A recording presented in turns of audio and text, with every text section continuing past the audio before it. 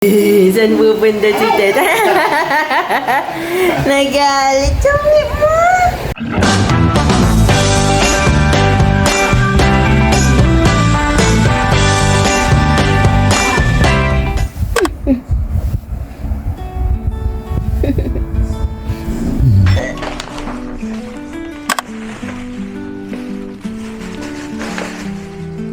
May ubong ako kay Nati and Tato. Ano kaya ang ubong ni Mami sa mga cutie pie? Okay, investigate na naman po ni Keto. Hi guys, look at me. I'm checking the bags. We've got bread, tea for J-Tweet, Egos, and ubong for the Kato Sis. Matutamba. Ito pala. Ano more? Cat food. Sayote ata tawag dito. Lalagay ko sa tinola. Magtitinola ko kasi sobrang sama ng damdam ni J-Tooth. Negative naman kami. Wala naman kaming COVID. Pero nakasagap kami ng flu. Nung nagpunta kami sa Medical City, syempre, di ba may incubation period yun. Ako muna yung nagkasakit. Hindi nga COVID, pero ibang klaseng flu naman. Yung talagang sobra yung, discomfort. Talaga masarap sa pakiramdam. Stress. Buti tapos na. Pero si Jantot naman ngayon. Tapos bumili rin ako nito. Kasi gagawa ako nung enoki mushroom. Ito si Teto. Ito si Nati Kelsey Waps.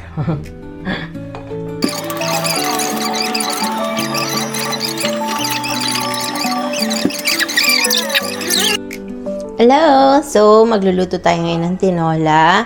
Ang ating ingredients ay si peanut. Ninutulis ka dun! Wait lang. Ang ingredients natin ay manok, syempre, patis, ginger, chicken broth, asin, sibuyas, bawang, tsaka magic syrup, and sayote.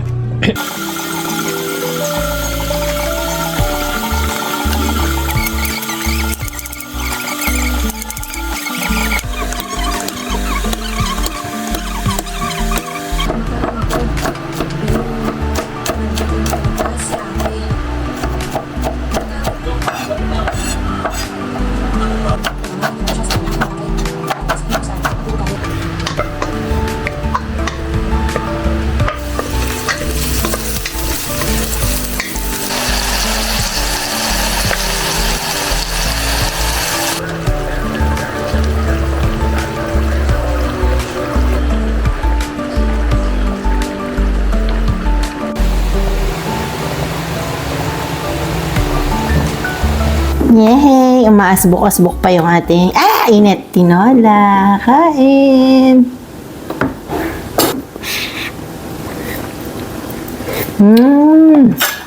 Ang sarap.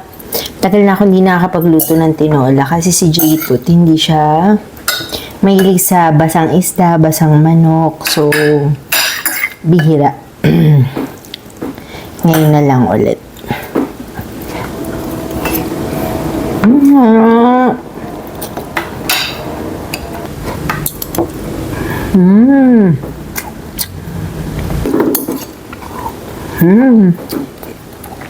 Dinamnam.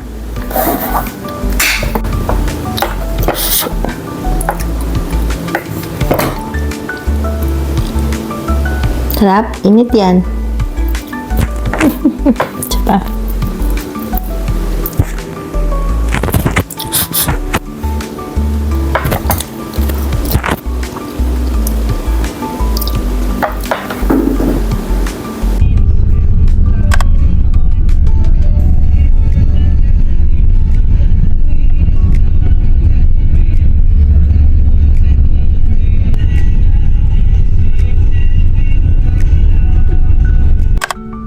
Pagkain natin tonight, Rodix. Kasi na-miss ko yung food ko sa school. Yee!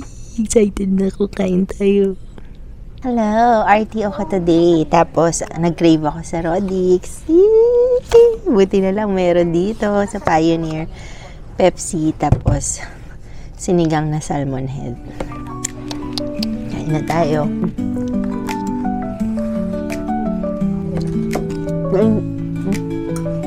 Painit pa ba? Upuan mo kaya? Sarap nitong. Actually, Sarap nga munggo. Walang pogi eh. Ay, hindi. Kayo. Mali. I mean, walang macho. Joke. Kasi may mga pogi eh. Nasaya nyo naman si mama. Wala. Love each others.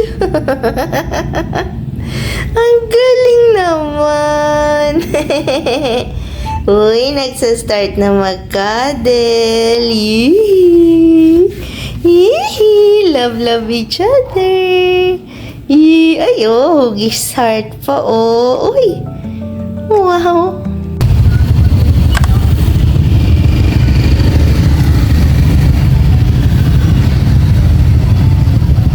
Hindi ka na doon na. Kamatis tsaka hipon.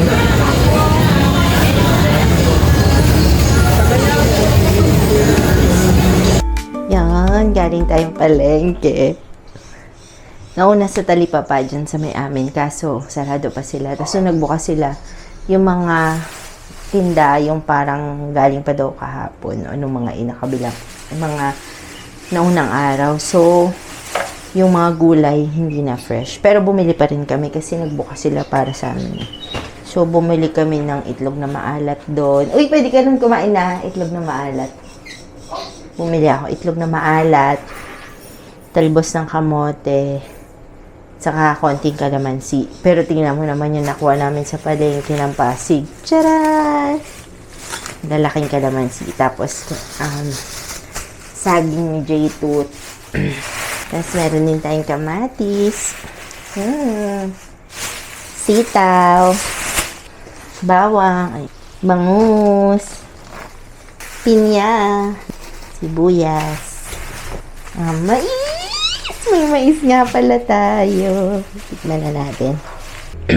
Dati sa trabaho market, gawain namin to ni nanay.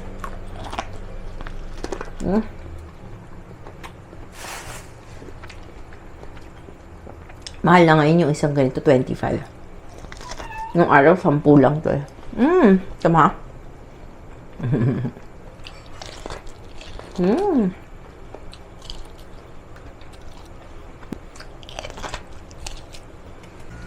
Okay, moving on.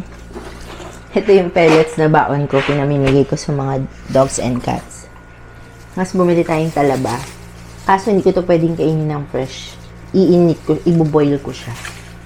Kasi hindi ko alam kung kailan pa binuksan nila ate. Hipon. Sabik. Tapos aruset. Favorite namin ng tatay at saka ng nanay. Yan. Fresher pa rin naman pala. Pag lang tinignan mo kanina, parang hindi. Mga itlog na maalat. Masarap pagkain natin ngayon kasi nga natuloy tayo sa palengke. No? Ang ulam ko ngayon ay talaba na ni-boil ko ng matagal at saka arosep sa sausaw ko sa kalamansi at toyo. Tapos, dahil ang ganda ng kalamansi na nabili ko, idadry natin yung buto. Guess what? Hindi ako magtatanim. Si nanay. Papatanim ko sa nanay ko para just in case kung sakali pwede niyang mapalaki. Maganda yung maganda yung tubo, matataba. So first bite. So arosep, talaba, kalamansi, toyo. Sige. Magkakamay sana ako, kaya lang ang dami ko hinawakang mga lilinisin na pinamili, so wag na lang. Kahit nagugas ako kamay, hindi ako kampante.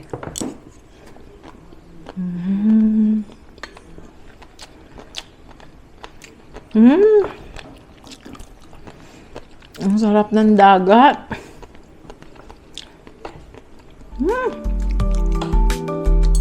Linamnam.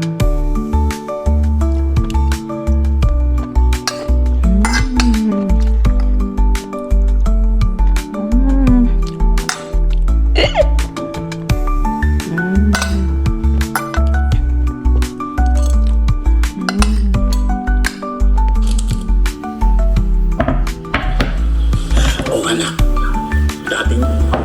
Pero isang gabi, buwisit.